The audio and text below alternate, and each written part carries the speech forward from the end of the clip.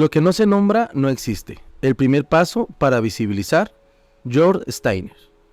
En este espacio compartiremos diversas opiniones que surgen de nuestras experiencias, historia personal y formas de ver la realidad en la que vivimos y afrontamos.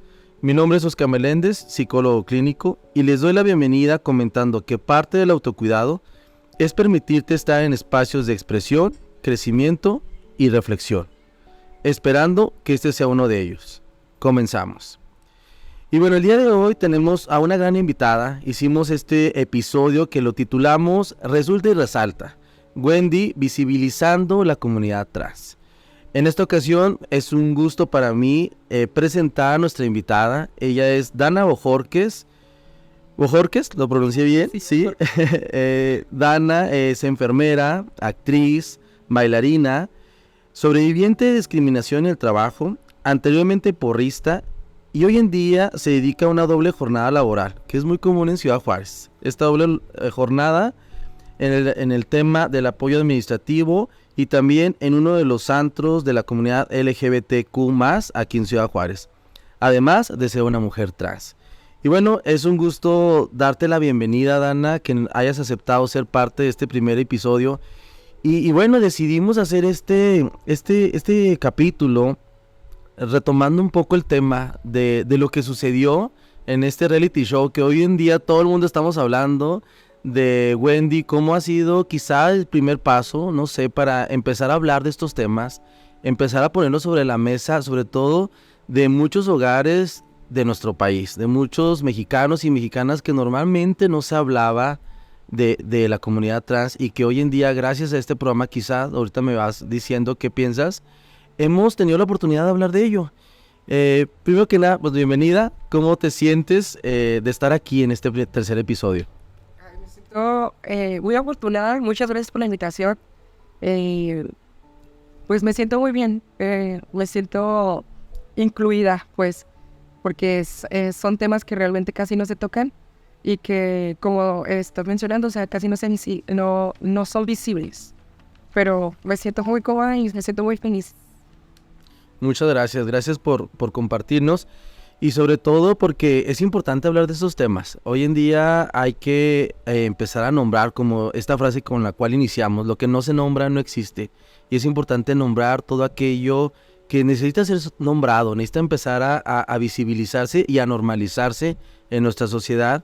Y bueno, retomando, quienes no tuvieron la oportunidad de ver este programa, este reality show, es un reality show que acaba de terminar la semana pasada, y que una de las participantes, Wendy Guevara, era una persona diferente en cuanto a lo que normalmente esperamos de la televisión mexicana. Una televisión que ha sido cerrada, que ha sido machista, sexista durante muchas décadas, y no es que más.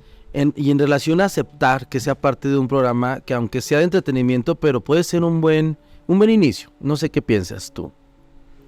Sí, es un buen inicio, la verdad.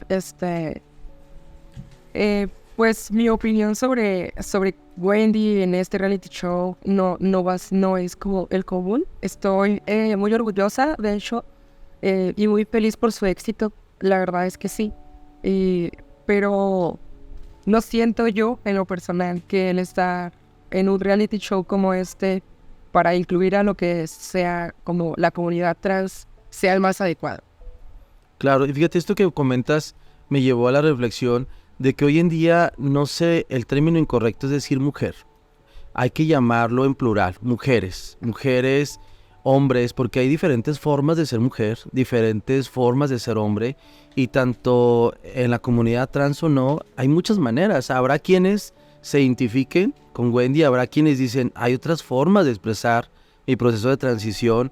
¿Cuál sería tu forma? Cuéntanos, ¿tú la ves y te identificas, no te identificas? ¿Cómo es desde tu perspectiva esta parte? Sí, desde mi punto, sinceramente, yo no me identifico con Wendy. Respeto mucho su proceso, porque pues cada proceso es diferente, cada transición es diferente, y pues quiero aclarar, estoy hablando desde mi punto de vista nada más de mí. Sí,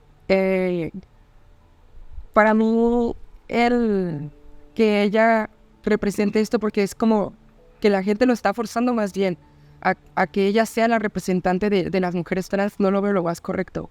Porque hasta ella misma ha dicho que ella no representa absolutamente a nadie y que ella no se considera una mujer, sino una mujer trans, y lo especifica siempre mucho. Yo soy una mujer trans, yo soy una mujer trans, y sí, y está súper mega válido, pero en cuestión, en mi opinión, somos mujeres, nada más. Para mí es cisgénero, transgénero, no importa, eres mujer. Entonces, pues mi proceso no ha sido el más difícil, pero sí ha habido complicaciones, claro. Claro, y qué bueno que comentas, sobre todo hay mucha falta de información, Dana. No sé si coincides contigo el término cisgénero, transgénero. Yo les platico y voy a balconear a una tía que me decía en algún momento, muy contenta, ¿sabes qué? Fui a ver a Marisela, ahora que vino a la feria, y había muchas personas, muchas mujeres así como Wendy. Yo le decía, ¿así como? Y luego me decía, así, y no encontraba el término. Ella quería ser incluyente, pero no encontraba. Mi tía ya tiene 62 años, y decía, así, mujeres transforma, y le dije, no es el término correcto. Sé que estás como queriendo encontrar el mejor, pero realmente hay mucha falta de información. Entonces, bueno, ahí surgió esa clasecita con mi tía y decir, mira, ven, hay mujeres cisgénero, mujeres transgénero, la identidad de género, la expresión, porque es un mundo en el tema de la sexualidad, en el tema de identidades, en el tema de expresiones de género.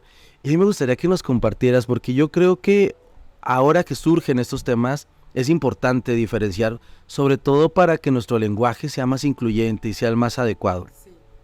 Pues yo tampoco sabía mucho sobre el tema. Obviamente te tienes que informar, y más si es algo con lo que estás viviendo. Entonces, también estuve errónea en muchas cosas en las que yo decía, pero como te comento, hay que informarlos. Una persona cisgénero es una persona que se identifica con su identidad de género que se le asignó al nacer. En este caso, un ejemplo se podría decir es, naciste mujer, se te diagnostica con aparato reproductor femenino, tu acta dice que eres femenina y te identificas con eso. Eso es una mujer cisgénero. Mujer transgénero es cuando no te identificas con el sexo que se te asignó al nacer. En este caso, pues yo soy una mujer transgénero. En mi acta decía anteriormente que yo era una persona masculina. Fui creciendo, descubrí, me di cuenta que realmente no me identificaba con lo que veía. Y aquí también se puede basar algo como en lo psicológico, porque pues mentalmente tampoco te sientes cómodo con lo que ves físicamente. Claro, y de ahí viene esta parte importante que mencionas, Dana. Una cosa es nuestro sexo, creo yo que es importante mencionarlo, es hombre o mujer. Otra cosa, otro término es el género, que puede ser femenino, masculino, y que también hay otro término para decir, no me identifico ni con lo femenino ni con lo masculino. Es el término no binario, el género fluido. Entonces son términos que es necesario empezar a ir identificando y mencionando, porque todas las personas tenemos como esa necesidad de pertenecer. Exacto. A un grupo, a una comunidad, y ahorita es necesario nombrarlo, aunque en algún momento quizás estos términos no sean tan necesario mencionarlos. Pero luego viene la parte de lo que es la identidad y lo que es la expresión de género y la orientación sexual, que son, parece que va de la mano, pero son completamente términos distintos. ¿Qué nos compartes de esto, Dana? He hecho muchos comentarios respecto, porque yo también estúpidamente antes criticaba lo que era el no binarismo. Por ejemplo, para mí, antes de relacionarme, conocer directamente a alguien, lo invalidaba. Yo decía como que, ¿por qué un término ella? ¿Por qué la terminación con E? O sea, ¿cuál es la necesidad? Y después lo relacioné tanto con lo mío. Por ejemplo, el que las personas se dirijan conmigo con mis pronombres es muy importante para sentir yo la aceptación, o al menos sentirme yo bien conmigo misma. Es muy importante que seamos incluyentes, porque realmente no sabes en cuánto está ayudando a esa persona en lo personal, en lo emocional. Entonces, el no binarismo existe y es muy importante que seamos inclusivos y empáticos con eso, porque pues no sabes en qué le puedes afectar a esa persona. Por ejemplo, ejemplo mío es que cuando yo recién empecé a transicionar, la gente que me conocía de antes, en este caso masculinamente, y supieron que yo era trans y me transicioné, pero me sigo relacionando con esas personas, me seguían hablando de él, pero era muy incómodo. Claro. Pero yo para la comunidad de ellos, yo nunca les corregía, oye, no me hables de él, yo soy ella. Esperaba que lo entendieran por sí solos. Entonces, era tan importante a mí la validación de que me llamaran como ella, que me respetaran como una mujer, porque es como yo me siento, como yo, lo que yo quería era eso en ese momento. Entonces, como te comento, anteriormente yo invalidaba mucho esto hasta que lo viví en carne propia. Y otro ejemplo es de que no te das cuenta de realmente lo importante que es hasta que convives con alguien así. Claro. Mi familia, por ejemplo, no sabía lo importante que era hasta que conoces a una persona, porque obviamente las chicas trans siempre han existido de toda la vida, pero antes pues a los travestis, las cotitas, por así decirlo, pero no, o sea, conoces el tema hasta que te involucras realmente. En este caso ellos están viviendo mi transición conmigo, entonces lo entienden y ahora lo defienden y me defienden. Es lo mismo con el no binarismo. Cuando tú ya te relacionas y te adentras a esos temas, puedes entenderlo un poco mejor, pero si no le das la importancia que realmente debería, pues somos ignorantes todos. Entonces, pues puede llegar a ser algo erróneo y pues puedes dañar también emocionalmente a las personas. Claro, qué interesante es lo que mencionas, ¿no? Tenemos de alguna manera, o es importante estar en esa situación para poder hablar del tema, ¿no? ¿Cuántas personas opinan del movimiento feminista, pero que es un tema que no les toca opinar, hasta que no lo viven, hasta que no lo sienten en carne propia? Tienes que estar en esos zapatos para poder opinar realmente. O sea, tu opinión no es válida si realmente no sabes todo lo que ha pasado, todo lo que ha vivido, al menos para mí, ¿verdad? Es un comentario mío. Para mí las opiniones no valen si realmente no conoces el tema a profundidad o hasta que tú lo vivas realmente.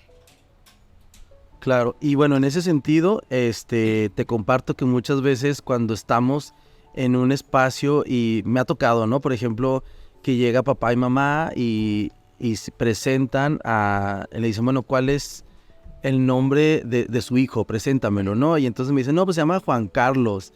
Y cuando ya me toca yo conocer a su hijo, dicen, a mí me gusta que me digan Carlitos. Entonces, ¿qué tan importante es desde muy corta edad decir cómo te gusta ser llamado, cómo te gusta ser nombrado?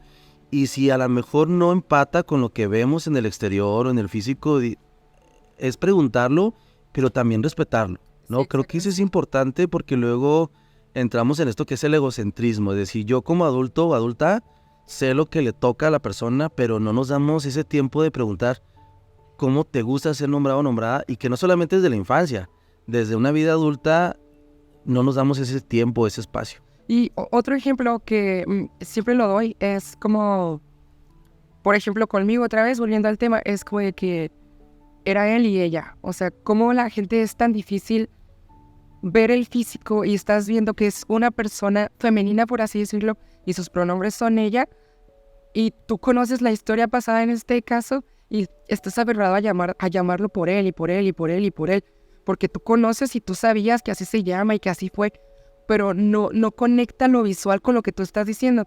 Y el ejemplo es de que cuando alguien te dice, oye, conoces a María y te relacionas con María, pero después llega esta persona que se llama María y luego dice, oye, no me llamo María, me llamo Mariana. Entonces, pues ya lo cambias, le empiezas a decir Mariana a María porque creías que se llama María, pero no es María, es Mariana, y lo cambias y ya, porque es tan difícil no adaptarlo. O sea, no entiendo yo la dificultad cuál es. Claro, y que bueno, al final de cuentas la identidad de género es un derecho humano. Sí. Y como derecho humano no es negociable, no es de que se les haga un favor, es que es un derecho que todas las personas tenemos, que se nos respete esta identidad en la cual decidimos, y no es una cuestión de decisión, más bien es una cuestión, tú dime si me equivoco, como de, esto es lo que hay dentro de mí, ¿no? Y como está dentro de mí y sé quién soy, entonces las demás personas tendríamos que respetarlo y tendríamos que aceptarlo y no cuestionarlo, como muchas veces se cuestiona. Ajá, sí. Y qué importante eso que dijiste, es de que yo sé lo que soy. Realmente cuando una persona ya es segura de sí misma, se identifica como ellos son, sus pronombres ya están seguros, ya realmente lo que diga la gente ya no importa tanto sino importa más tu opinión, o sea, lo que tú piensas acerca de ti. Pero igual, o sea, es muy importante que la gente sepa respetar, más que todo, porque no te están pidiendo ni que aceptes, ni que toleres nada. O sea, es un respeto, y el respeto se lo mereces a quien sea, a la edad que tenga, los años que tenga y la apariencia que tenga. Claro, recordé una frase que sale en el programa, en el último capítulo, que le dicen a Wendy: nos hiciste pensar que estabas perdida, pero al final demostraste cuál era tu camino sabiendo quién eras. Exacto. Y creo que a mí me quedó como muy reflexionando mucho esta frase, porque al final de cuentas el tema no es cambiar a las personas, el tema es que las personas que estamos alrededor de este proceso de transición podamos apoyar y podamos respetar. Y desde ahí surge un tema que me gustaría preguntarte, desde tu experiencia, desde esta parte de tu transición, ¿cómo lo has vivido? ¿Cómo lo has enfrentado? Porque hoy en día sé que no es fácil para algunas personas, algunas para otras, quizás ha sido un poco más sencillo, pero ¿cómo ha sido eso? Porque desde mi punto de vista yo lo veo como un duelo, es decir, deja de ser ese niño y nace una niña o viceversa, pero platícame, ¿tú cómo lo has vivido en este proceso? Ok, todo empieza desde la infancia, la verdad. Yo siempre supe quién yo era, mas tenía un poco de miedo experimentar y preguntar si era lo correcto, porque pues depende de la crianza que tengas con tu familia, ya sea lo religioso o lo que te han enseñado, es difícil encontrarte. Pero yo cuando ya logré encontrarme, fue muy fácil. La verdad es que considero que soy una de las personas privilegiadas en cuanto a mi transición, porque para mí, bueno, a mí en mi proceso fue muy fácil transicionar. No, casi no batallé. Empecé con mi tratamiento de reemplazo hormonal muy pronto, entonces todo se me dio muy fácil. Creo que lo que fue difícil ya es el ser mujer. No tanto el ser mujer como tal trans, sino el simple hecho de ser mujer ya es difícil. La discriminación, claro que sí, he tenido mucha discriminación en cuanto a trabajos. Yo cuando empecé mi transición trabajaba en una preparatoria. Yo era la recepcionista ahí, obviamente de una forma masculina, y yo empecé mi tratamiento y mi transición ahí mismo y se los comenté y me dijeron que no había problema, pero los cambios físicos fueron muy notorios rápidamente. Yo fácil que a los 4 meses yo ya era otra persona, totalmente diferente.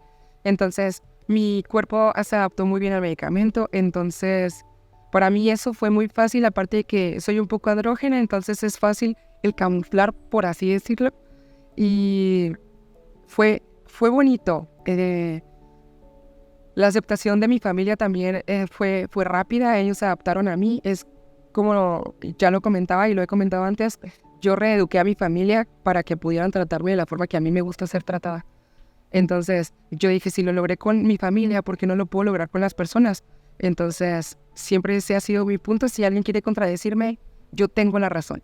Entonces, volviendo un poquito al tema, me discriminaron en este lugar, en este trabajo, porque ya mi apariencia era distinta. Así siguiera usando la ropa que usaba cotidianamente, que era el uniforme de ahí, pues ya se me notaba diferente, me salieron un poco de caderas, me creció pues la grasa del busto, empezó a crecer pues por eso mismo.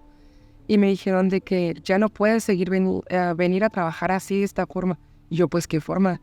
Entonces... ¿Te negaron el acceso a tu trabajo? No, lo hicieron incómodo para que yo renuncie. Pues obviamente estaba dejando crecer mi cabello, me oradé las orejas, o sea, pues yo quería un cambio un poquito más notorio, porque el plan de ellos o la condición que teníamos era, dentro de la institución sigue siendo Miguel, fuera de la institución puede ser quien tú quieras, o los fines de semana, me acuerdo mucho que dijeron eso, los fines de semana puede ser Dana si tú quieres, y yo, esto no es un disfraz, esto es algo que estoy viviendo, y sí es un duelo, es un proceso, pero como era algo que necesitaba y que lo quería ya, y que yo sentía que era correcto, no me dejé. Entonces dije, yo ya no me siento cómoda aquí, me voy. Y dejé toda la escuela y dejé el semestre en la mitad, ya no les ayudé, ya no nada. Les dije, ¿sabe qué? Pues es que yo ya no me siento a gusto con ustedes, pues lo lamento mucho, yo me retiro. Entonces esa fue una. En otros trabajos no me querían dar trabajo porque lo que estaba en mis papeles, acta, RFC y todo eso no coincidía con lo físico que la gente miraba. Entonces solo me decían como que nosotros te llamamos, o no eres apta para el trabajo, o no eres apto para el trabajo, se referían. A veces ni siquiera empatizaban y era así como que Miguel, y todo hablaban. Entonces, al principio eso me generaba un conflicto tanto que llegué a llorar, me estresaba tanto porque la gente no puede entender que eso ya no es. Entonces, viene lo de mi cambio de nombre. Y se dio muy rápido. Fueron varias leyes que se dieron en ese entonces y pude cambiar mi acta muy pronto. Entonces me cambié el nombre, me cambié el sexo en mi acta y ya con eso todo ahora fue mucho más fácil. Claro, fíjate todos estos ejemplos y experiencias que has vivido y creo que no han sido fáciles, ¿no? Para ti. Pero ahorita que mencionas esto, es como todo este contexto, ¿no? Un contexto lleno de ignorancia, lleno de este ejercicio de poder, de violentar, ¿no? De violentar porque muchas veces pasa que lo que no entendemos lo criticamos. Lo que en lugar de investigar, en lugar de actualizarnos, en lugar de preguntar, preferimos rechazarlo, preferimos discriminarlo, inclusive llegamos hasta violentar. Entonces creo que, como lo mencionas, han sido ejercicios de violencia. Sí, pues sí, como todo, o sea, todo lo que no conocemos da miedo. Entonces piensas que todo lo que es externo a ti está mal. Y la cuestión no es esa, o sea, ¿por qué no te abres las puertas a realmente conocer un tema nuevo? Claro. Y en ese sentido, bueno, ahorita mencionabas esta parte de la identidad de género, ¿no? Pero hay otro término que va más allá, que es la expresión de género. A veces empata con tu identidad, a veces no empata. Y luego viene también lo que es las orientaciones, que también es un mundo. Y platícanos un poquito más, ¿cómo lo has vivido? Y para la gente que ahorita nos puede escuchar, mencionaste un término andrógino. Tiene que ver con la expresión de género. Cuéntanos, ¿cómo es esto? Bueno, yo antes me sentía como un género fluido, porque estaba como experimentando, estaba viendo, encontrándome. Entonces, el yo verme como de una forma masculina era fácil, y el verme de una forma femenina también era muy fácil. Entonces, esta es la cuestión. De las dos formas hallaba yo mi identidad, y me podía, aparentemente a lo que es la sociedad, caracterizar de estas dos formas. Entonces, no tengo mucho acceso a la información sobre la androgeneidad porque me lo comentó allá mi doctor. Me dijo, tú eres una persona muy andrógena, por eso se te es muy fácil aparentar o verte como una mujer ya real, cisgénero. Claro, que al final de cuentas, a veces, como lo mencionábamos, ¿no? A veces llega a empatar y a veces no. Sí. Y luego viene que muchas veces no comprendemos, que pensamos que la persona que está en un proceso de transición le van a gustar las personas de su mismo sexo, y no necesariamente. Eso también tiene que ver con un proceso de orientación, ¿no? Que tampoco es una decisión. Anteriormente se le llamaba preferencia, y de llamarlo preferencia pareciera que era una decisión de tú que eliges qué quieres ser, pero realmente no es una decisión, es una situación que llevas dentro. Yo pongo el ejemplo, es como, o me gusta la mostaza o no me gusta, y a veces necesito probarla para darme cuenta, a veces no necesito probarla para darme cuenta que no me gusta, ¿no? Entonces, cuéntanos, en ese sentido, ¿qué ha sido lo más difícil, Dana, en este proceso de transición para ti? Encajar con los estereotipos sociales. Es como que la gente piensa que porque como yo ya soy una mujer, tengo que ser totalmente femenina, tengo que usar vestidos, tacones, el cabello largo, todo lo que implica como socialmente lo que es la feminidad. Antes yo estaba muy forzada yo me forzaba a encajar a estos estereotipos, a no ser tan brusca, a no decir groserías porque no es lo que hacen las mujeres. Pero yo me encontré de tal forma que dije, no, o sea, el cabello corto está bien, si no te quieres maquillar está bien, usar ropa holgada también está bien, si usas maquillaje o no, los zapatos que uses no te definen a ti. Si tú eres una mujer y ya de la forma en la que tú te veas en apariencia porque tú estás segura o seguro o segura de lo que tú eres. Entonces, no le debemos feminidad a nadie ni masculinidad a nadie y mucho menos le debemos explicaciones a nadie de qué es lo que estamos haciendo, cómo lo estamos haciendo y de qué forma lo hacemos. Entonces, yo me forzaba mucho siempre ser muy, muy femenina pero no lo soy. A lo mejor físicamente, estéticamente sí, porque sí me gusta estar como muy arreglada y todo eso, pero en cuanto a actitud, no, yo soy muy brusca, yo digo muchas groserías, soy un albañil teóricamente, pero me gusta verme bonita. Entonces, a veces como que mi actitud y mi físico, el estereotipo que yo tengo físicamente no hacen match. Entonces, yo cuido como mucho esa parte de mí, que ahora que yo ya estoy muy segura de qué es lo que soy y lo que me represento a mí misma y lo que quiero hacer todos los días y para mi futuro, estoy muy segura de todo eso. Entonces, yo ya no le debo explicación a nadie de qué hago o cómo lo hago. Claro. Y ahorita que mencionas, es como si en nuestra sociedad hubiera nomás dos moldes, ¿no? Lo masculino, femenino, y tienes que entrar en alguno de los dos, porque si no entras en alguno de los dos, vas a vivir una exclusión, discriminación, y vas a ser rechazado o rechazada, ¿no? Entonces, como dices tú, es importante primero entrar en un proceso de decir quién soy, qué me gusta, qué no me gusta, y después vivirlo de la manera que tú quieras vivirlo, respetando la vida de los demás y no permitir que nadie se nos cuestione, ¿no? Porque luego viene esta parte de que pareciera que para presentarnos tenemos que presentar nuestra identidad o nuestra orientación, cuando al final de cuentas es una partecita mínima de todo lo que somos. Sí, exacto, o sea, realmente eso no te define como persona. O sea, supongamos que vas a un trabajo, ¿no? Y te piden que te presentes. Obviamente que si vas a ese trabajo te vas a presentar, hola, yo soy tal y sé hacer esto, porque es a lo que vengo. Pero mucha gente, a lo mejor también por morbo puede ser, quieren enterarse de absolutamente todo. Porque a ellos, ¿qué les interesa? ¿Qué es lo que me gusta o no? Si lo que vengo es hacer pasteles, por ejemplo. Claro. Yo lo que sé es repostería, vengo a hacer un pastel. ¿Qué te interesa si tengo familia o no? Si lo que quieres es que te haga un pastel. Y mucho de eso es que estamos como nosotros como humanos tenemos ese chip como de complacer a la gente, de darle el gusto. Pero cuando tú lo entiendes que realmente a la persona que le tienes que dar gusto es a ti, como que te empieza a valer toda la opinión de todos los demás. Y sabes responder de una forma a lo mejor no grosera, pero sí, para que no vuelvan a hacerse, a preguntarte ese tipo de cosas que a lo mejor para ciertas personas puede llegar a ser incómodo. Claro.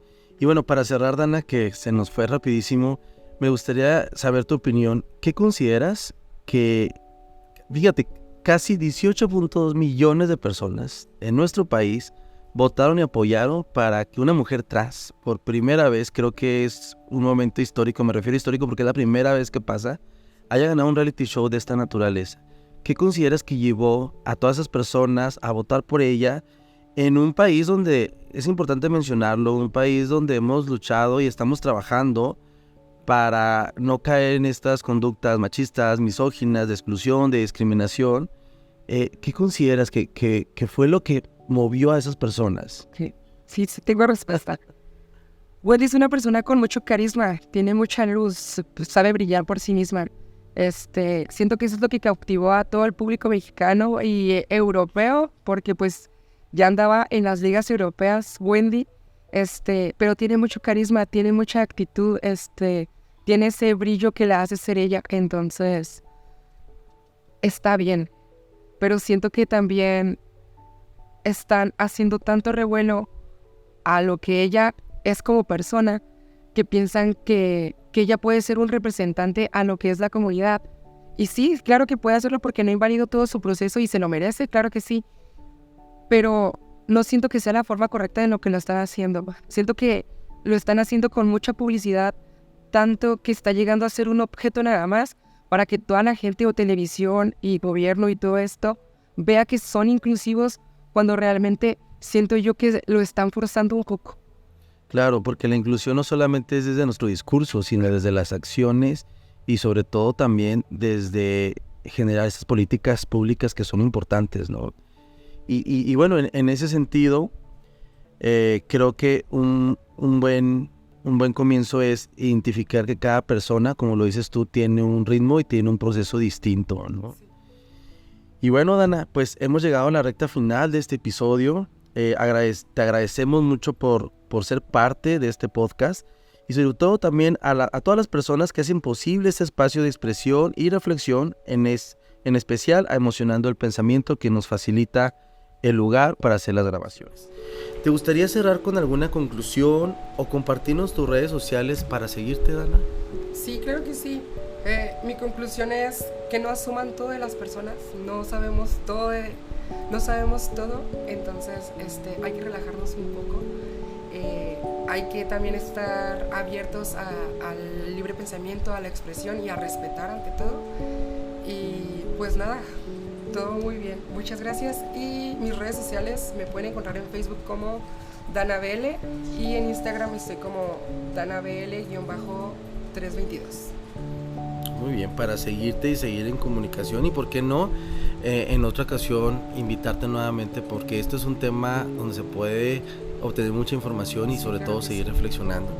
Asimismo, agradezco a nuestro patrocinador, el Centro Integral para la Salud y Atención Psicológica CISAP, invitándoles a seguir nuestras redes sociales, donde estamos 30 psicólogos y psicólogas que ofrecemos terapia psicológica en línea y presencial, además de otras profesionistas que brindan servicios de salud integral. Si te gustó el podcast, síguenos en Spotify e Instagram. Estamos como Netas al Aire, y califiquen qué les pareció el episodio, ya que su opinión es muy importante. Nos despedimos de ustedes y nos vemos pronto. Gracias, Dana. Gracias.